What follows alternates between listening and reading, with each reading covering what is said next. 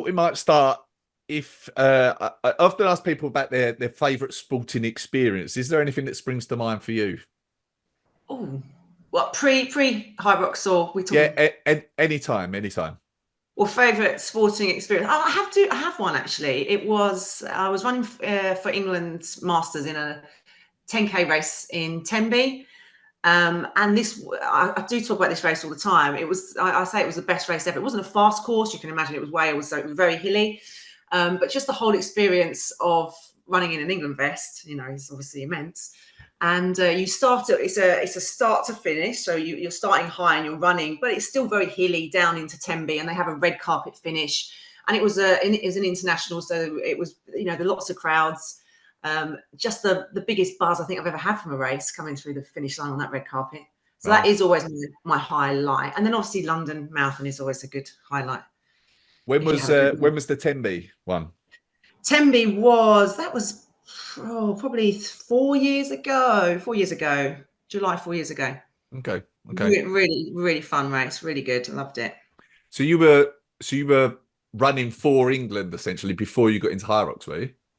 So just before, yeah. If I hadn't got into HYROX, I'd still be doing my England vest for sure. Yeah. Okay, and that was always over a 10K distance. A 10K, that's my better distance. I'm definitely a shorter distance runner, but I have run half marathons and marathons, but I don't really enjoy them. I was an 800-meter runner. It's far too far. Okay, yeah, yeah. Well, I was a 100-meter runner, so HYROX Oh, is long for me. Yeah.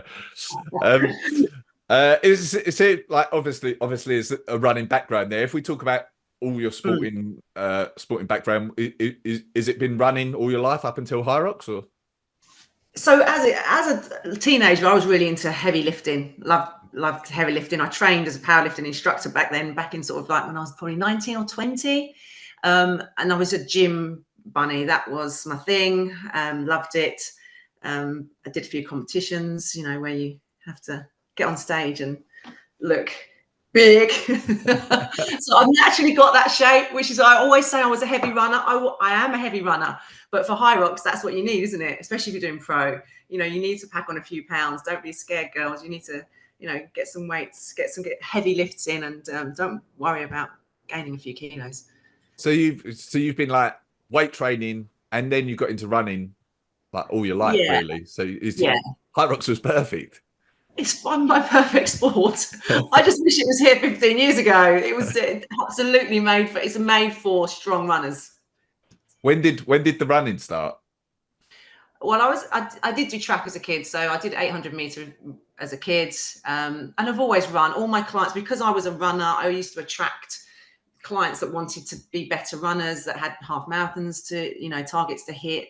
And I've got clients on now that want to get, good for age, or they want to get into the championship specifically for London Marathon. So I've always had lots of running clients. It's just, I've always been a runner and just love it. Okay, okay. You mentioned like the 10K, and we often talk about people's running times on here.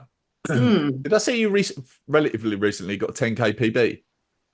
I did 36.50. I've run recently, not recently, within the last 12 months, and then I ran 37.20 a few months ago. So yeah, I can still run a 10K. Okay, Even being nice. heavy. What's your 5K? Do you know? Oh, 17.56. Okay, all right, lovely. So in HYROX, I was doing some research on you like before this, and I realised like you raced your first HYROX only a year ago. Like we're recording this in January 24, didn't you? I know. It was Yeah, Manchester. I can't believe it's only 12 months. yeah. And I in had that 2 months. time, sorry, Yeah, go on. I've done a lot.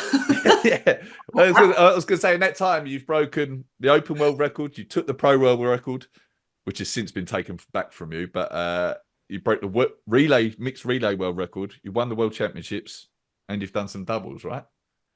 And what about the relay? UK and Ireland relay champs with you, I said with that. I said mixed relay. I said that. Oh, okay. Yeah. Yeah, we've done good. We've had a good year. It's been packed and What's achieved a lot. what's been the highlight? Would you say over that period? World champs, isn't it? Yeah. All day. Manchester. I love racing at Manchester. It was my first race, January 2023, and then we had the world champs there in May. and I love the venue, and just obviously World Champs was amazing. Is that the goal this year as well? Like, repeat World Championship win? Yeah, of course. I'm right at the end of my age group this year. So it's when you're younger, you want to be at the beginning, the early part of your age group, don't you? Like I speak to these under 24s, and I want to be, they want to be at the top end of their age group, and I want to be at the bottom end of my age group. So yeah, it'll be tough, but that's the target. Can we talk about how old you are, seeing as you've brought it up? 49. 49. Has training changed, like from what it might look like if you were training for this 20 years ago, for example? Is training different now? Yeah, sure. Your mind wants to, doesn't it? But your body will just say, no, you're not doing that today. The intense sessions you can do in a week. I mean, I like to train on that. I like to, be beasted and beast myself up, and go through the lactic hell and the really hard sessions. And I don't really feel like I've done a session unless it's long and hard. And so it's really, as you get older, you have to knock a lot of those sessions on the head. I can probably tolerate 2 sessions a week generally. Before World Champs, we were trying to squeeze 3, maybe 4 in a week. And yeah, my body just sort of broke it with about 10 days out. I had a back injury. So it's just managing the level of intensity as an older athlete, and those niggles that come, and just making sure that you you listen to your body and stop, and don't try and work through them. You know what it's like. I know it's like I worked for it today and then ended up injured. You had a nice quote. I was looking through your Instagram actually, and you said there was a quote: "Age is just a number until it comes to recovery, number of quality sessions per week, the very slow adaptations, the injuries that take forever to go away." This is so true, isn't it? I always say it's just a number to everybody, but then there's always the big "but" in capitals. There's this, and this that we have to deal with. But a 36:50 10K PB at 49. That's not a lot wrong with that. I'll take that. I should say as well at this point, I asked on my Instagram stories for any questions that people had for me to ask you on here. And what did I ask? Well, I asked one. all of them were not about running, training tips or anything. It was, how do you look so amazing all the time? Well, all I can say is they haven't seen me in real life on a HYROX race, and they certainly didn't see me at the end of Amsterdam, because that was amazing, I can tell you. I was going to say, no one's ever asked me that. No one's ever said, how do you look? So I do think that confidence is key. So I will turn up to the start line, and I will have my hair looking nice. I will have my lashes on. I will, you will never see me, apart from at the end of Amsterdam, looking a complete mess. I just think confidence is key, and part of that for me for performance is how I turn up, how I present on the day, on the line, how it makes me feel. Yeah. But yeah, no, I'm certainly a mess when I'm racing. At that point, I don't care. It's just that start line. Once that has gone, you're through the tunnel. I don't give a shit how messy I look. Yeah. You mentioned Amsterdam. Let's talk about that. So what happened for people that don't know? So Amsterdam, I'd flown back from Spain on the Thursday night, flew out to Amsterdam on the Friday, and got stuck. I'm sure some of your listeners will be in the queue with me. Got stuck at passport control for 2 hours, and we didn't move. It was lunchtime. So there was no food. So I sort of missed a meal, and then got to the hotel, and there wasn't a great choice. And it was just everything. It was bad prep, traveling, 2 bowls of porridge because there was no pasta for lunch, everything that goes against what you'd advise for anyone who's racing. And then went off way too hard. And then what happened? So I was trying to chase down the time to get into the Elite 30 rankings, because as you know, this year from the Elite 30 rankings, they are choosing Elite 15s to race in the majors. So I was chasing down a time, which means I'm going out hard, and that just doesn't work for me. it's not my race plan. Uh, And I blew up big time. So on the lunges, I was seeing stars and sort of all over the place. I look at the photos and I look so weak and my body is just all over the place. And then just cramping and yeah, just awful. Ended up in the medic's tent for about 40 minutes and with Paul Gillingham holding my hand and me crying like a baby and looking not amazing. It was awful. Will you change your approach? Has that changed how you approach certain races, or was it just those specific set of circumstances that it was? Yeah. Yeah, It was, yeah. It was the circumstances. The fueling was an issue. The traveling was an issue. It was just all, and then the race plan itself, chasing down that time. You mentioned the time, like the elite 15:30 or whatever. You did a 107 in London recently, which was a PB. Yeah. Do you feel like you can continue to get better? You can improve on that, and like is the elite 30 in your sights? Do you think?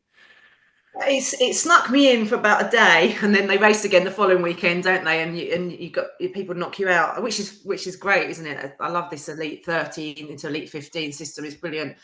There obviously is a ceiling for older athletes, but we don't know where it is yet. For me personally, my compromise running, I can run, you know, faster than probably most of those elite 15 girls. Yeah. But my compromise running is my issue, which I've always said. I struggle to go from the aerobic to the anaerobic. It's not something I've ever done. I've always trained at my, you know, running is that consistent high heart rate for me, for 10K, you know, 15K, whatever it is. So it just takes time, doesn't it, to adapt the body to working with these different energy systems. And I still struggle with that compromise running, believe it or not. That's my weakness. So I just think if I can get good at this, I'm going to be brilliant. I was going to say actually, like that 10K time and the 5K time that you mentioned is better than most of that elite 15 actually. And somehow they can convert that into HYROX. And at the moment, I'm joking. I can do it, but I should be able to do it better. And that's what I get really frustrated with. Why can't I do it? Why can I run like that? And I'm really strong, but I can't put it together. Even as a coach, and I have a coach, we work together. You know, most of the year we work together. But it's you know, and obviously I'm doing compromise running, perhaps not doing enough. Okay. What are your strength numbers, like squats, deadlifts? Do you know what your 1 rep max, 3 rep max might be for those? No. So I injured my back last September before last now. So we're a long time, 18 months in, and I haven't heavy squatted or heavy deadlifted since. Okay. Are you enjoying HYROX more than just pure running? Presumably you are, because you're focused on it. Is it fire you up a lot more than running ever has? Yeah, I mean, I love the training for HYROX. Yeah, it's definitely the running. I say I would still be running and doing, you know, England vests, but I had got a little bit bored with the monotony of the training, you know, twice a day runs, getting up, going out the door, and not really having any social. Yes, when you go to races, you still have that lovely community when you get to park run or you get to the start line and you're part of a team and part of a club. But the training is really lonesome. You're up and out on your own, aren't you, a lot of the time? So, yeah, I like the whole HYROX. You know, everyone at the gym is training for it, aren't they? I love it. Yeah. You're working with Puma now as well, I see. Yeah. I keep saying I'm really lucky, but I have worked really hard. But I am really lucky, and what a great opportunity for someone at 49 to have Puma sponsoring you. So yeah, I'm so chuffed to have been asked, and I'm forever grateful. Awesome. So so you're a running coach, UK Athletics running coach, is that right? Yeah. Are you working with clients specifically on running? Do you do that? Yeah, I have some running clients, but I would say 90% now are HYROXers. Right. You're converting Yeah. everyone. Yeah, exactly. Probably because even if they're runners, I say, well, I think you need to try this. So I can sell HYROX, to the most unfit person in the street. Give me 5 minutes with him, and he's going to sign up. You can sell it to anyone, can't you? Especially if they've got some muscle. I get so excited. I can sell it to anyone. It's like, oh, you're a runner with muscle. You should do HYROX. Oh yeah, this is true. I did take on 2 ladies yesterday, and it's a video call, so I can see that they're runners. They're coming from a running background. Runners have a build. They're generally very lean. They don't like to eat a lot, and they say they do strength and conditioning, but it really is maybe some squats and lunges with body weight, right. But I still think they're the clients that have the most potential to be brilliant at HYROX. If you've got that running background, I can build a strong body. Yeah. Especially for an open. I know that everyone, the weights are heavy, but for an open, anyone can do an open. Which is,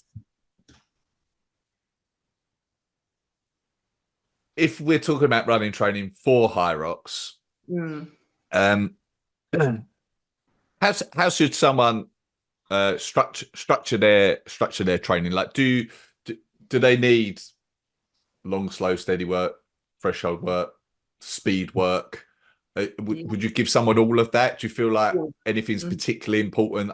Say you were training someone for like a 10K, would you give more threshold work to someone in HYROX or anything like that? Do you tinker it at all? Yeah, it's hard with clients when they come on board, because some clients will come on and you'll only have, I work back from their race date.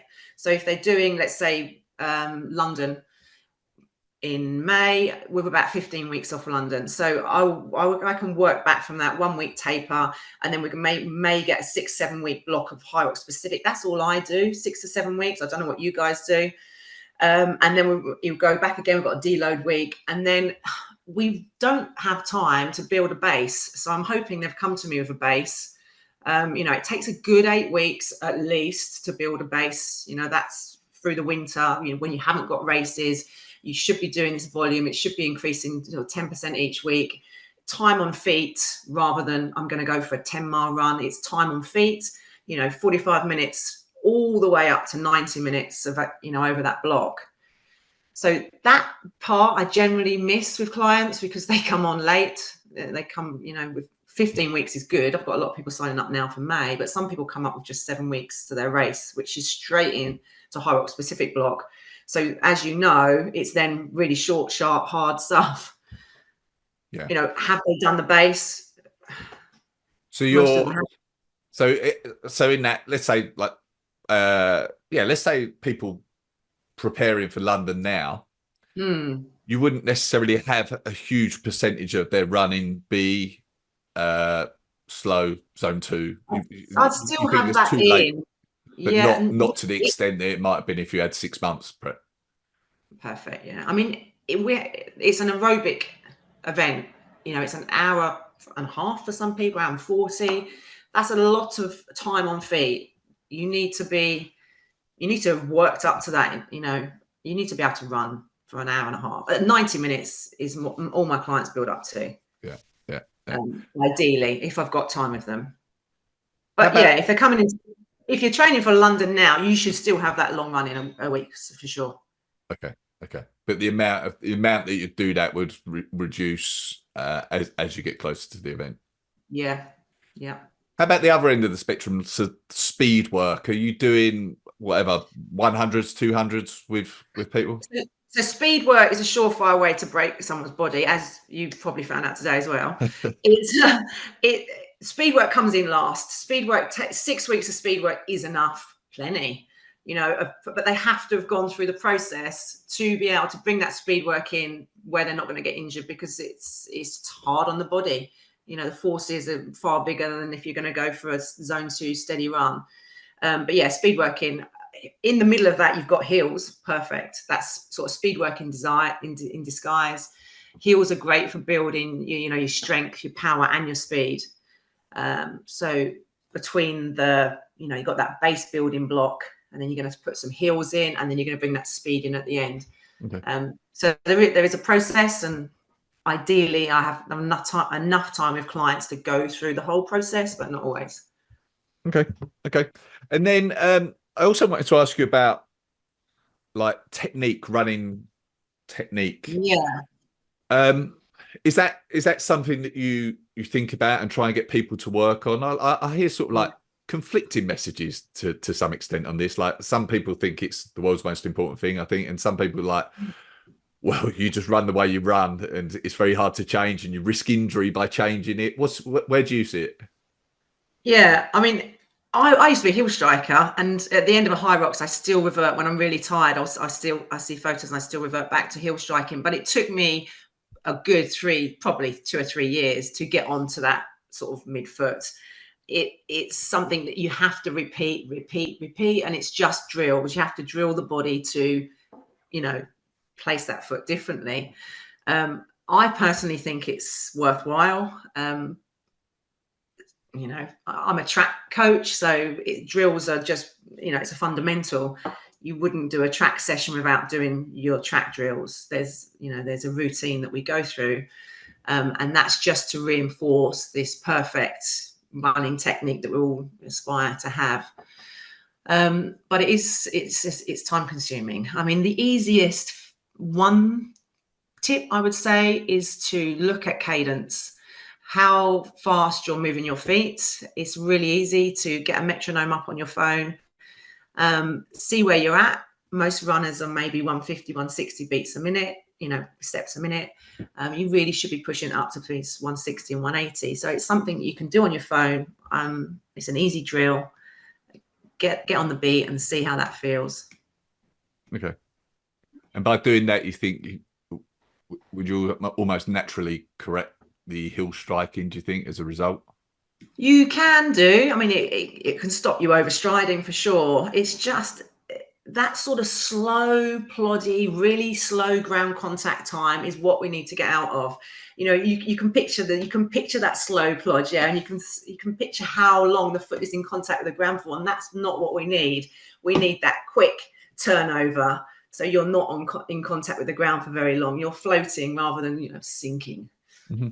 Okay. Is there an app you use or recommend, or are they all much of a muchness?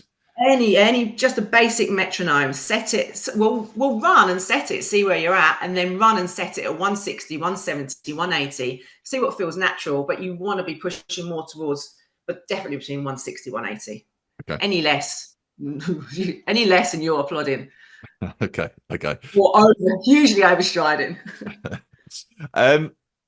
Is there anything you've changed your mind on in the past year with regard to HYROX training? It was like, were you doing anything for the first whatever? I mean, you came in and you broke the open world record anyway, so you're doing all right from the off. But anything you've changed your mind on? Yeah, I always thought that you had to be a brilliant runner to do well at HYROX, and I don't think you do. I think you just have to be brilliant at compromise running. Mm-hmm. Okay. I know you're still like figuring that out to a certain extent. Yes. But do you think it's just a case of practicing compromise running? And if so, is there anything you're doing to do that? Is it you're just doing like lunges and burpees and sleds into a run, or are you doing anything different? I think I'm doing everything that everyone else is doing. I mean, it's a new sport, isn't it? And we're all trying to figure out as coaches and athletes, what is the best way to train the body to deal with the functional and the runs.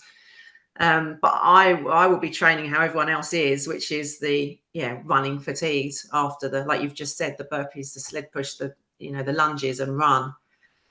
I don't know. I don't know why I can't do it better. But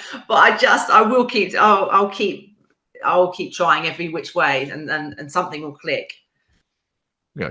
I mean, we shouldn't give the impression you can't do it, because obviously you're doing very well. I know, but I just think, why can't I run? 67 is my PB on a pro. but based on that 10K time, when I've analysed numbers from everybody else, you know, why can't I be running a low 60? Yeah, yeah, okay.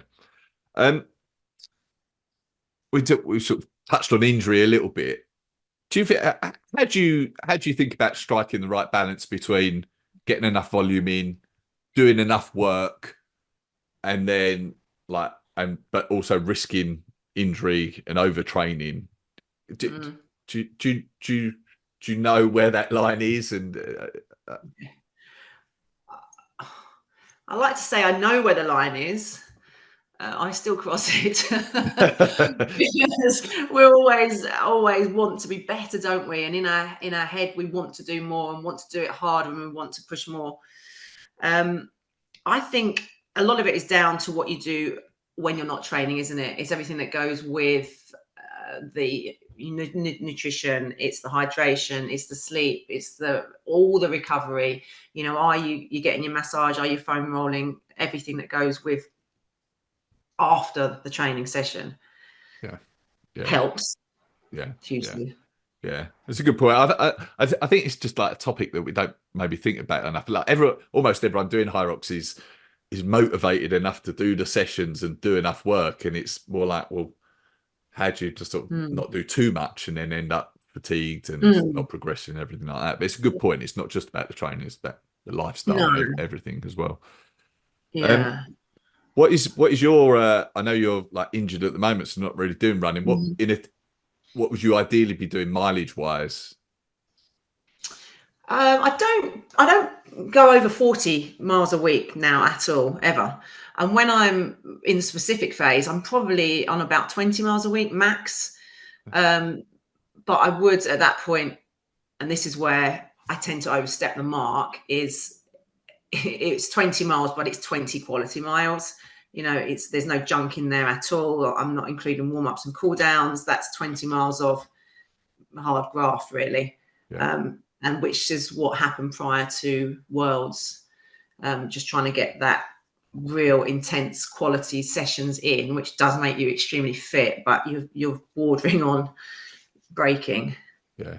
Do you do much like off feet zone 2 stuff? Like, are you on the bike mat or anything like that?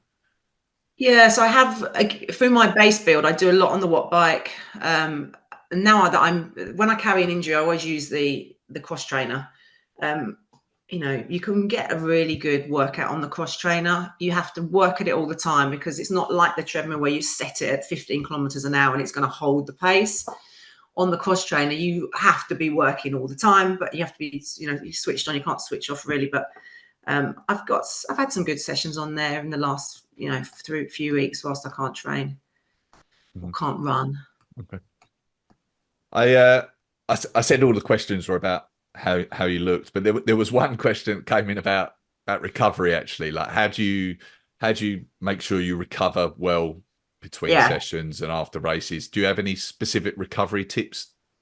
Well, I'm just big on getting protein in straight away in that short window. As soon as you finish your session, a lot of women especially are worried about weight gain, and honestly, with HYROX training, you can eat as much as you like and really need to pack that protein in, and you won't gain weight. And if you do, and you're doing pro, you know, that's a, you know, I think still you need to be a little bit heavier.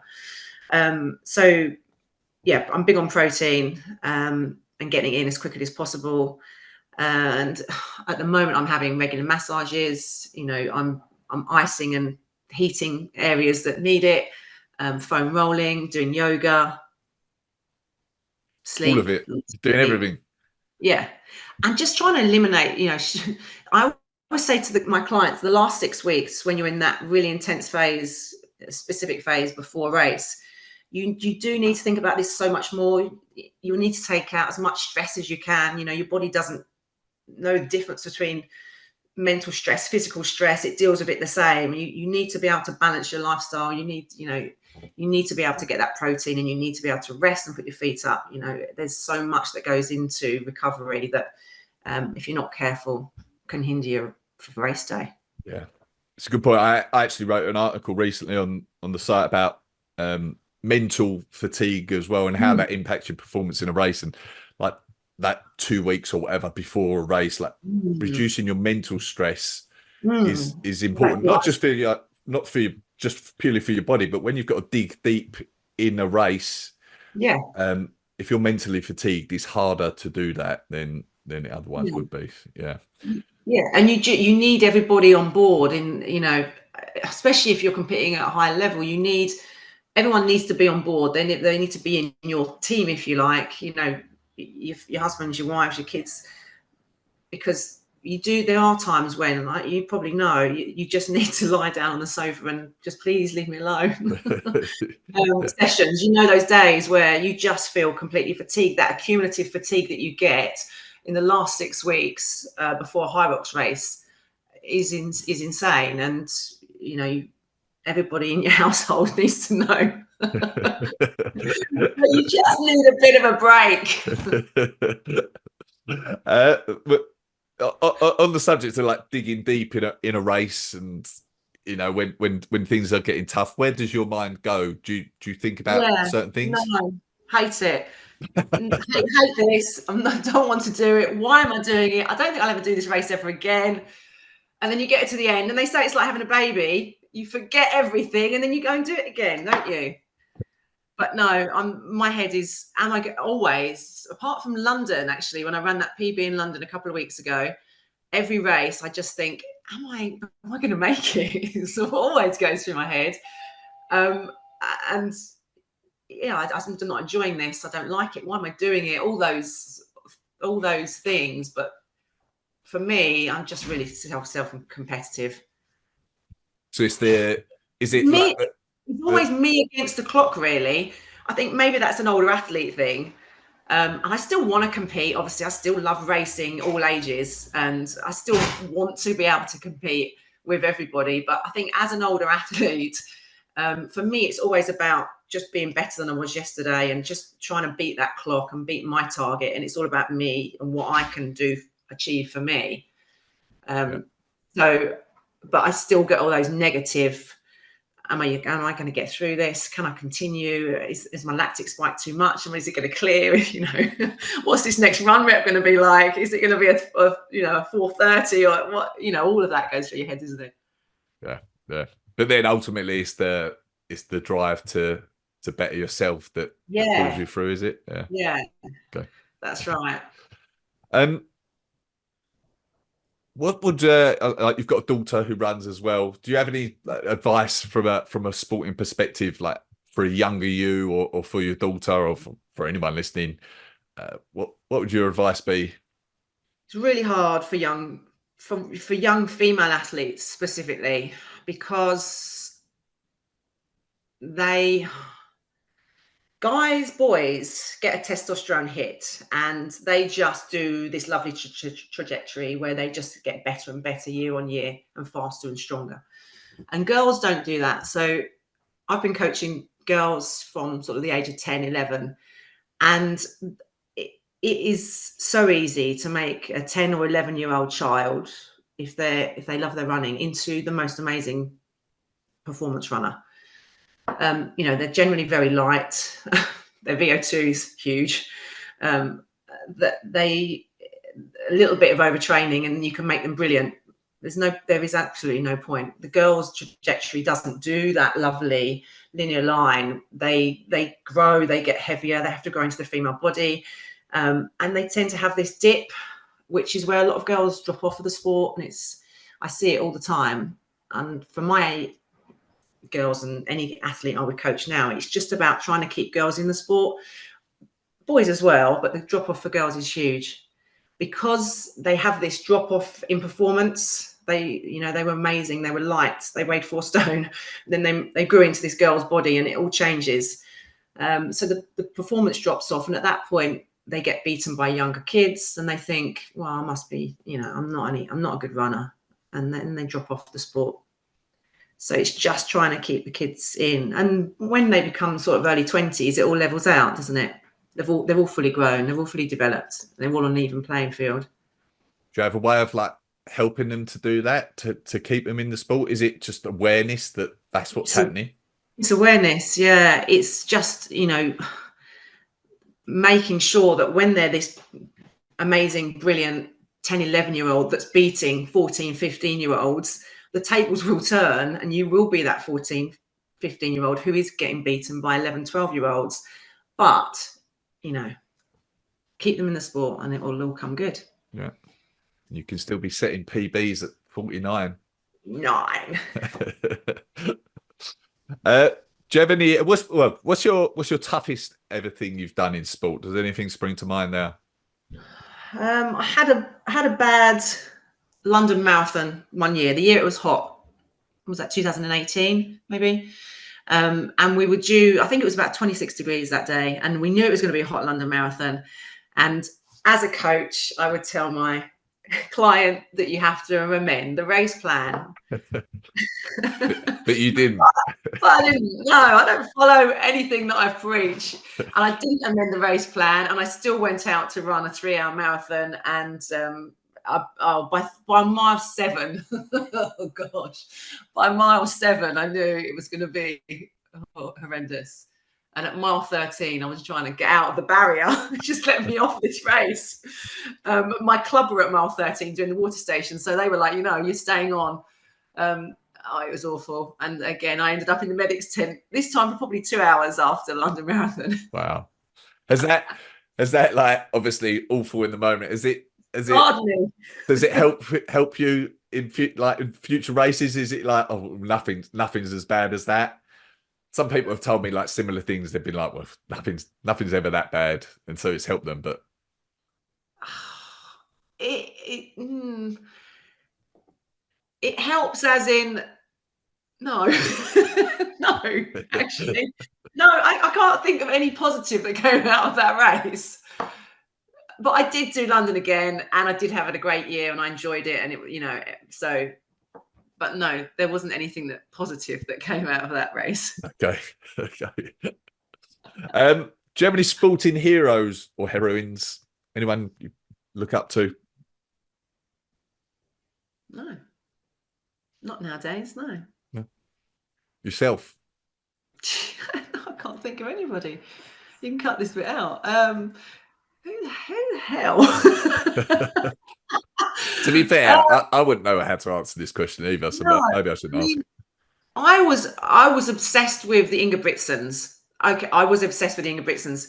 It was during lockdown actually, and they had a documentary come out, and they have the most amazing footage from Jakob Inga Britson when he's a 10-year-old kid, and you probably know the story, but the father trains all 3 of those boys. Yeah.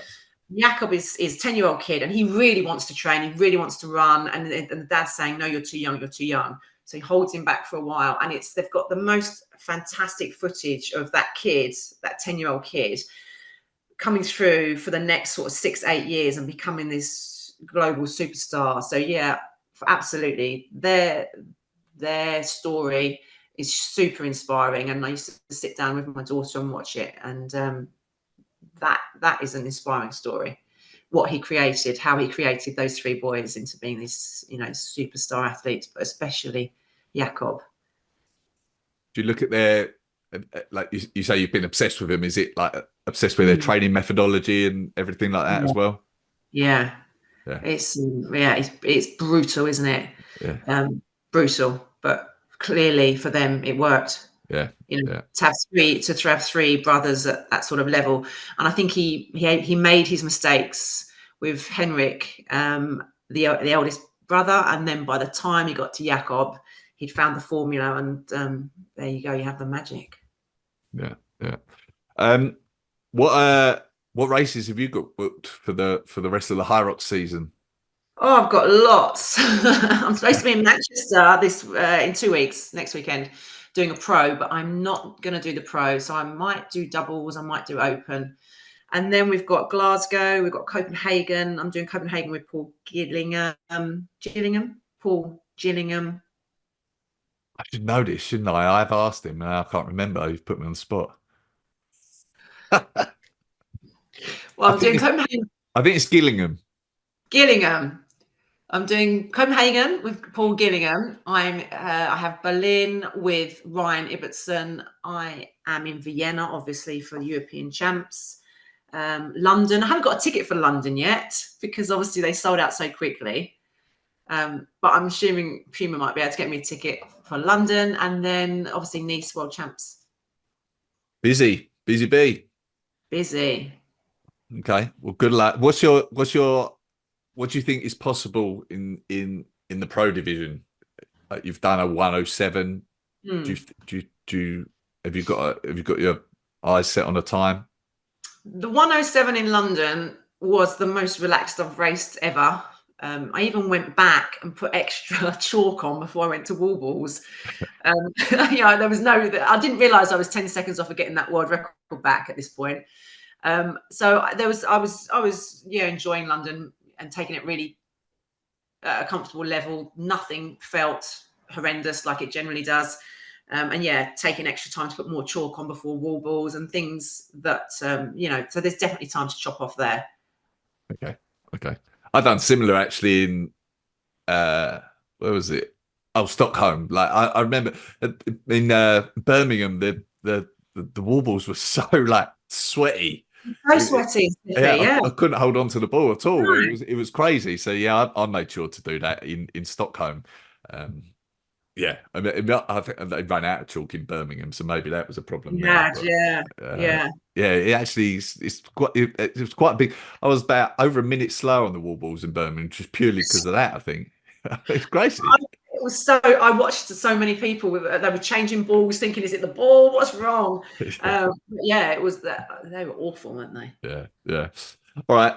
Well, thank you for this. This has been great. Good luck with everything else for the rest of the season. I hope the injury heals quickly. Okay. If people want to follow you, find out more about you, find out more about your coaching, where should they go? Yeah. At Sam Bilbie on Instagram, please. Okay. And you also do track days as well, we should have said, don't you?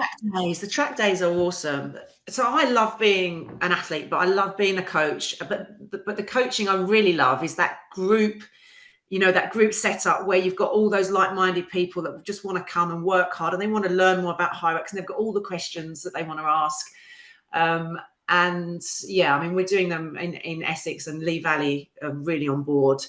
We've got indoor and outdoor track sessions booked there, but they are great. There's, it's questions and answers. It's a good session. It's a good social session. It's a nice community. It ticks all the boxes. Awesome. So, I'm planning on coming to one when the dates work. So you need to. Yes, it's local, so I should. Not with that calf injury, though. No, that's going to heal quickly, though. All right. Well, thank you for this. Good luck for the season, and I will talk to you again soon. Thank you.